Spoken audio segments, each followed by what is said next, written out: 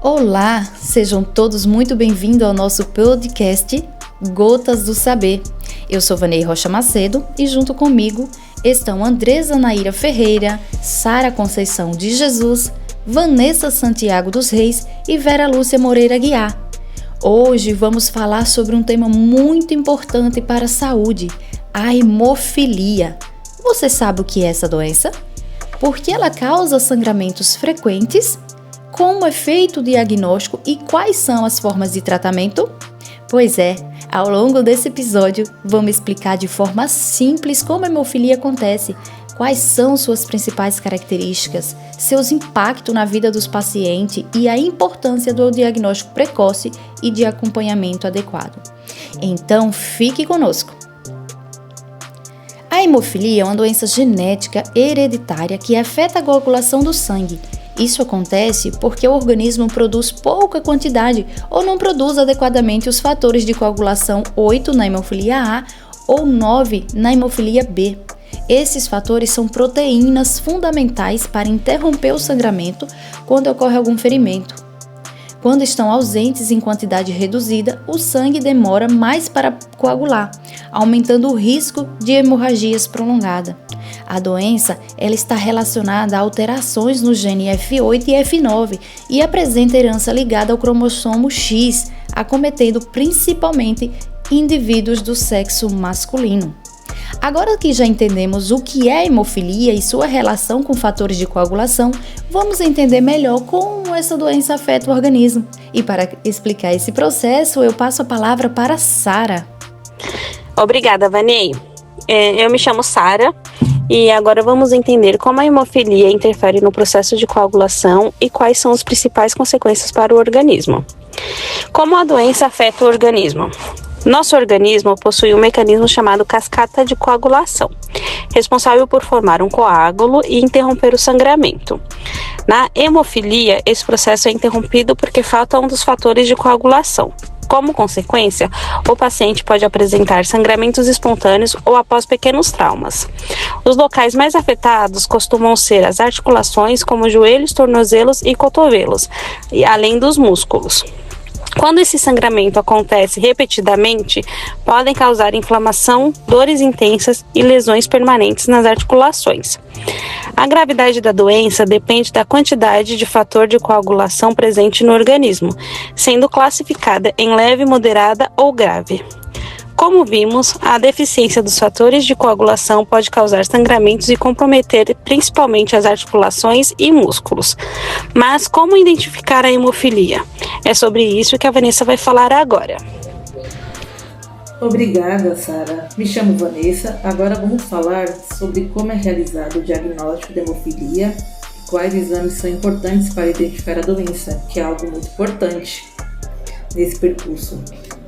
O diagnóstico começa pela avaliação médica, considerando sintomas e histórico familiar. Depois são realizados exames laboratoriais, como o tempo de tromboplastina parcial ativa, conhecido como TTPA, que costuma estar aumentando nos pacientes com hemofilia. Também são feitas as dosagens dos fatores 8 e 9, que confirmam o tipo de doença e sua gravidade. Em algumas situações, testes genéticos são utilizados para identificar a mutação responsável e auxiliar no aconselhamento genético da família. Quanto mais cedo o diagnóstico for realizado, maiores são as chances de prevenir as complicações. E com o diagnóstico realizado, é possível identificar o tipo e a gravidade da hemofilia e iniciar um acompanhamento adequado. Mas quais são as opções de tratamento e como a doença pode afetar a qualidade de vida? A Vera vai explicar um pouquinho para nós sobre isso. Obrigada, Vanessa. Agora, vamos falar sobre o tratamento da hemofilia, os avanços da medicina e os impactos que a doença pode causar na vida dos pacientes. Além das manifestações clínicas, a hemofilia também pode trazer impactos emocionais, sociais e financeiros. Os pacientes podem precisar de acompanhamento contínuo, fisioterapia, consultas frequentes e apoio psicológico. A família também desempenha um papel muito importante no incentivo ao tratamento e na prevenção de complicações. Por isso, o cuidado com a hemofilia deve envolver uma equipe multiprofissional, composta por médicos, enfermeiros, farmacêuticos, fisioterapeutas, psicólogos e outros profissionais da saúde. É importante lembrar que a hemofilia não é uma doença contagiosa. Quem possui hemofilia deve seguir corretamente o tratamento indicado pela equipe de saúde, evitar atividades que ofereçam alto risco em traumas e sempre informar seu diagnóstico antes de cirurgias, procedimentos odontológicos ou atendimento médico. Outro ponto importante é procurar assistência imediatamente em casos de sangramentos intensos, dores articulares importantes ou traumatismo. A informação é uma grande aliada para reduzir complicações e melhorar a qualidade de vida do paciente. Agora, a Andresa vai falar um pouco sobre as principais orientações para as pessoas com hemofilia.